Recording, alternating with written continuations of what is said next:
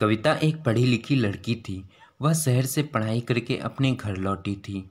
कविता के माता पिता एक राजेश नाम के लड़के के साथ कविता की शादी कर देते हैं। कविता अपनी ससुराल चली जाती है। एक दिन कविता के पास एक कॉल आती है और उसे उसकी नौकरी लगने की खबर मिलती है। कविता यह सुनकर बहुत खुश हो जाती है और अपनी नौकरी की बात राजेश को बताती है। राजेश, कहाँ हो? राजेश, आज मैं बहुत खुश हूँ। आज का दिन तो बहुत खुशी का है। हाँ हाँ, लेकिन हुआ क्या है, बताओ तो। मेरी नौकरी लग गई है और अभी मुझे मेरे ऑफिस से कॉल आई थी। उन्होंने कहा है मैं कल से ज्वाइन कर सकती हूँ। कविता, मुझे यह सुनकर बहुत खुशी हुई कि तुम्हारी नौकरी लग गई, लेकिन माँ नहीं मानेंगी क्योंकि हमारे यहाँ औरतें काम नहीं करती, घर पर ही रहती हैं। क्या मतलब? मैं नौकरी नहीं कर सकती?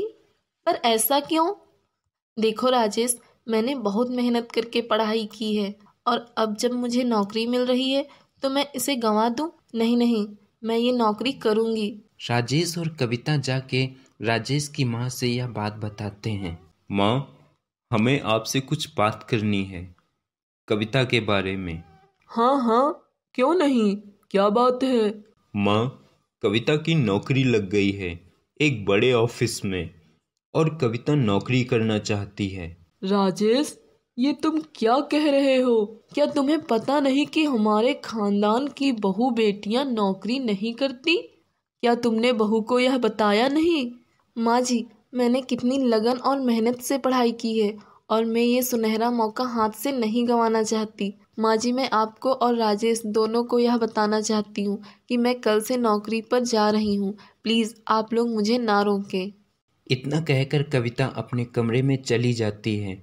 अगली सुबह कविता अपने ऑफिस के लिए निकलती है और घर में राजेश की माँ बहुत गुस्से में होती है।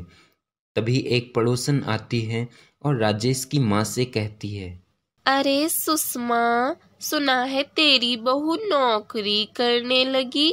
क्या तेरी बहू में कोई संस्कार वंस्कार है या नहीं? और तूने उसे नौकरी करने कैसे दिया? भाई, हमारे घर की बहुएं कभी घर से कदम नहीं निकालती मेरी मर्जी के बिना। तभी सुषमा कहती है, कौशल्या, मेरा दिमाग बहुत खराब है। तुझे क्या लगता है मैंने उसे नौकरी के लिए हाँ बोला होगा? कभी नहीं। ये कल की आई हुई लड़की ने समाज में मेरी नाक कटवा दी। आने दो उसे, अब मजा चखाऊंगी उसे। पहले तो इस राजेश से हिसाब लेना है मुझे। पड़ोसन के चले जाने पर राजेश की माँ राजेश से कहती है, राजेश, देख लिया क्या किया है तुम्हारी पत्नी ने? सारे मोहल्ले में मेरी नाक कटवा दी। सभी हम पे हंसते हैं और ताने मारते हैं। ये सब तुम्हारी पत्नी के कारण हुआ है। अब या तो मैं रहूंगी इस घर में या तुम्हारी पत्नी।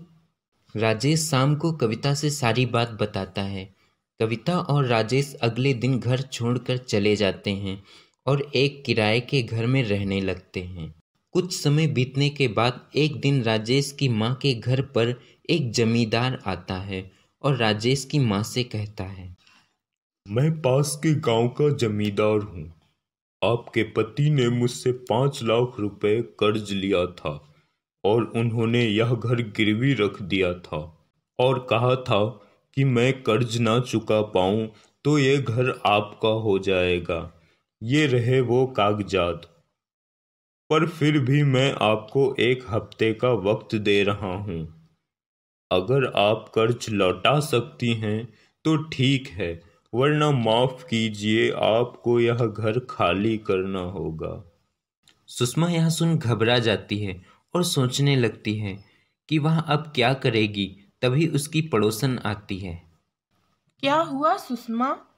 तुम्हारे चेहरे पर 12 क्यों बजे हुए हैं? सुषमा उसे सारी बात बताती है और उससे मदद मांगती है।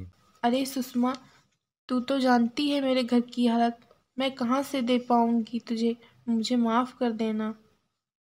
राजेश अपनी माँ से मिलने के लिए आया और वह माँ और कौशल्या की सारी बात चुपके से सुन लेता है और बिना माँ से मिले वापस चला जाता है। घर जाकर वह सारी बात अपनी पत्नी कविता को बताता है। कविता अपने ऑफिस से कुछ एडवांस लेकर और उसके अपने कुछ जमा किए हुए पैसों से जमींदार का सारा कर्ज चुका देती है। यह बात जब सुषमा को पता चलती है तब सुषमा को अपनी भूल का एहसास होता है।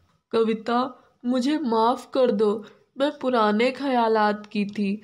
तुमने आज से साबित कर दिया कि बेटियां और बहुएं भी घर चला सकती हैं और बहुत कुछ कर सकती हैं। अब से तू सिर्फ मेरी बहू ही नहीं, बेटी भी है।